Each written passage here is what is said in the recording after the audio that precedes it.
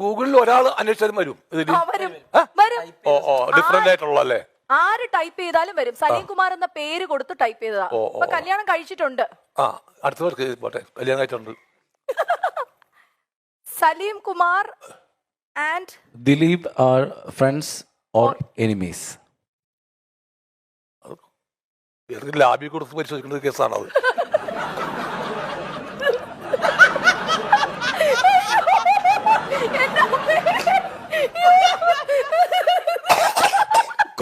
Corona test ചെയ്യണത് നോക്കിയാണ്.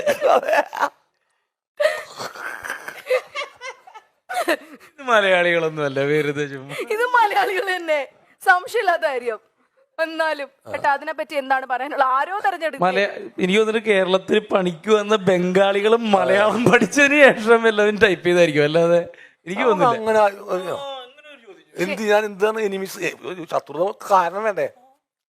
അല്ല, എനിക്ക് തോന്നുന്നത് എന്താണെന്നറിയോ, ഇവരുടെ ഒരു ഭയങ്കര റീൽ ഇപ്പം ഓടുന്നുണ്ട് കഴിഞ്ഞ ഒരു 6-7 മാസമായിട്ട്. CID മൂസയില് സലീമേട്ടൻ എന്തോ 1-2 പറഞ്ഞ് ഞാൻ ഇറങ്ങി പോവാണെന്ന് പറഞ്ഞെന്ന്. ഇത്രേ ഉള്ളൂ. എന്തോ ക്യാപ്റ്റൻ രാജുവിന്റെ ക്യാരക്ടറും സലീമേട്ടന്റെ ക്യാരക്ടറും എന്തോ 2 ഭ്രാന്തന്മാരോ. അതൊരു ആ സിനിമയായിട്ട് ബന്ധപ്പെട്ട സംഭവമാണ്. റീല് ഇറങ്ങി പോയി ഞാൻ പോകുന്നുണ്ട്, അല്ലാണ്ട് വേറെ തർക്കങ്ങളൊന്നും ഇല്ലാത്ത. അത് മതി. ഞാൻ പാലക്കാട് ഷൂട്ടിങ്ങിന് പോയി. അതൊക്കെ തന്നെ കാര്യം. അങ്ങനെ അത് അതില് ഒരു ശത്രുതൊന്നും ഇല്ലാത്ത. ദിലീപിന് ശത്രു തോന്നിട്ട് ഇറങ്ങി പോകുന്നതല്ലേ ഞാനും. അത് ഫ്രണ്ട്ഷിപ്പിന്റെ മറ്റൊരു ഭാഗമായിട്ട് ഉള്ള ഇറങ്ങിപ്പോക്കണ്ടല്ലോ. ഇങ്ങനെ ഈ ഫ്രണ്ട്സ് ആയിട്ട് അടിയൊക്കെ ഉണ്ടാക്കാറുണ്ട്? പിന്നെ ഇല്ലാണ്ട്. ഏറ്റവും കൂടുതൽ അടി ഉണ്ടാക്കുന്ന ആരുമായിട്ടായിരിക്കും ഫ്രണ്ട്സിന്റെ ഇടയിൽ, ഈ ഗാങ്ങില്? സ്നേഹത്തിന്റെ പേരിലുള്ള അടികള് എല്ലാവരും ഉണ്ടാക്കും. പിന്നെ അതാണ് ഫ്രണ്ട്ഷിപ്പിന്റെ അതാണല്ലോ അടിയുണ്ട്. അടിയെന്ന് വെച്ചാല് വേദനിക്കാത്ത അടികൾ. എന്നാൽ ഒരു 3 AM ഫ്രണ്ട് എന്ന് പറഞ്ഞ ആരായിരിക്കും? അതായത് 3 മണിക്കും സലീമേട്ടന് ഫോൺ വിളിച്ചിട്ട് ആർക്കും വിളിക്കാം. അങ്ങനല്ല, സലീമേട്ടൻ വിളിക്കുന്ന ആരായിരിക്കും? 3 മണിക്കാണ് വിളിച്ചിട്ടുണ്ടെങ്കിൽ അവര് ഭർത്താവിന് ഇഷ്ടപ്പെട്ടില്ല. എന്റെ പൊന്നേ, അതല്ല ഞാൻ ചോദിച്ചത്. നമുക്കൊരു ഫ്രണ്ട് എന്നുള്ള നിലയിലേ നമ്മളൊരാളും നേരം വിളിച്ചാ പോലെ അതുവരെ കാത്തിരിക്കാനുള്ള ഒരു മാനസികാവസ്ഥ. ഇന്ത്യ പാകിസ്ഥാൻ പ്രശ്നമൊന്നുമല്ലല്ലോ പ്രണയത്താൽ. അതെ, ഇത് ഒരുമാതിരി ഒരു വേദനയുള്ള സംഭവമാണ് ഈ സാധനം. അത് വേദന മുക്കുമ്പോഴുള്ള സംഭവമാണ് ഇത്.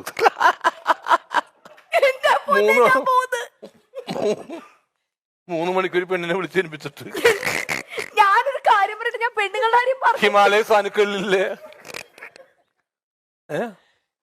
ഞാൻ പെണ്ണുങ്ങളെ കാര്യമല്ല പറഞ്ഞു, പെണ്ണുങ്ങളെ വിളിക്കാനല്ല. 3 മണിക്ക് വിളിക്കുന്ന ആണുങ്ങളോ എന്തിനീ 3 മണിക്ക് ബാങ്ക് വിളിക്കാനുള്ളവർ 4 മണിക്ക് എണീക്കുള്ളൂ. 3 മണിക്ക് എന്തിനും ഒരു മനുഷ്യനെ വിളിച്ചേൽപ്പിക്കണം? വ്യക്തമായ കാരണം വേണം അതിന്. ഒന്നിനും അയാളുടെ ജീവിതമായിട്ട് ബന്ധപ്പെട്ട് അല്ലെങ്കിൽ നമ്മുടെ ജീവിതമായിട്ട് ബന്ധപ്പെട്ട് വെറുതെ മലന്നടിച്ച് ഉറങ്ങിക്കണമെന്ന് ഒരുത്തനോട് ഹലോ സുഖമാണെന്ന് മുകേഷ് ഏട്ടനൊക്കെ പറഞ്ഞിട്ടുണ്ടായിരുന്നു 11 മണിക്ക് വിളിച്ചപ്പോ ഒക്കെ പ്രശ്നം.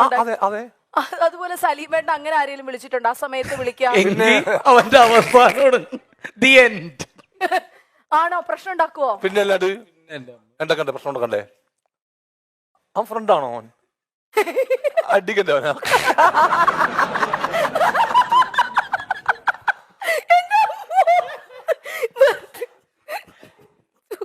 ഇത് പുള്ളിക്കാരത്തി ചോദിച്ചതിന്റെ ചോദ്യം ഫ്രണ്ട് വിളിച്ചാലല്ല, മുകേഷ് എണ്ണയൊക്കെ ഈ ഷൂട്ടിംഗ് ഒക്കെ കഴിഞ്ഞിട്ട് കിടന്ന് ഉറങ്ങി കഴിയുമ്പോ രാത്രി ഓരോ ആരാധകർ വിളിച്ച് ശല്യം ചെയ്യില്ലായിരുന്നു. ആ കാര്യം ചോദിച്ചു. അല്ല, ഫ്രണ്ട് വിളിച്ചാലും അത് തന്നെ പറയണം. ഫ്രണ്ട് വിളിച്ചാലും അത് തന്നെ പറയണം. ഞാൻ അത്തരത്തിൽപ്പെട്ട ആളാണ്. അല്ല, എന്നാലും ആരാധികമാരുമല്ല ഇപ്പം കാര്യമായിട്ടിരുന്ന് വിളിക്കുക. കാരണം സലീമേട്ടൻ ഒരുപാട് ഗേൾസ് ഫോളോയിങ് ഉള്ള ഒരാൾ കൂടിയായിരുന്നു സലീമേട്ടൻ. ഈ കോമഡി ചെയ്യുന്നവരോടൊരു പ്രത്യേക ഒരു ഇഷ്ടം സ്ത്രീകൾക്കുണ്ട്. ഞാനൊരു അകലം പറ്റിട്ടുണ്ട്. അതിനപ്പുറത്തേക്ക് സ്ഥിരമായിട്ട് വിളിപ്പിക്കാൻ അനുവദിക്കാറില്ല. ഓക്കെ, ബന്ധം അവിടെ മുറിച്ച് കളയാ. സ്ഥിരം ഒരു ഫ്രണ്ട്ഷിപ്പിലേക്ക് പോകാൻ ഞാൻ ആഗ്രഹിച്ചിരുന്നില്ല. കാര്യത്തിൽ ഒരു കാലത്തും ആഗ്രഹിച്ചിട്ടില്ല. അപ്പോ ദിലീപേട്ടനുമായിട്ടുള്ള ഫ്രണ്ട്സ് എനിമീസ് എന്നുള്ളതിൽ എങ്ങനെ ഉത്തരം പറയുന്നു സലീമേട്ടൻ? ലാബി കൊടുത്ത് അവർ തന്നെ ടെസ്റ്റ് ചെയ്ത് കണ്ടുപിടിക്കട്ടെ. എനിക്കൊന്നും പറയാനില്ല അത്. ഓക്കെ, അപ്പൊ നമ്മൾ അടുത്ത ചോദ്യത്തിലേക്ക് പോവാണ്. Salim Kumar's net worth. എന്താ പറയാണ്ട്? നെറ്റ് വർത്ത് എന്ന് പറയുമ്പോ ഏട്ടാ മൊത്തത്തിലുള്ള സലീമേട്ടന്റെ ആസ്തി എന്താണ്? അതാണ് അതെനിക്ക് മനസ്സിലായി. അതെന്താ പറയേണ്ടത്? ഇടിക്കാരൊക്കെ വിളിക്കട്ടെ കേട്ടോ, എന്നിട്ട് പറ. ഇന്റർവ്യൂല് വന്നേക്കണത് എന്റെ സ്വത്ത് വിവരം ഞാൻ ഇലക്ഷൻ വെക്കട്ടെ. എന്നാലും ഒരു ഉദ്ദേശം, ഒരു അങ്ങനെ എന്തെങ്കിലും?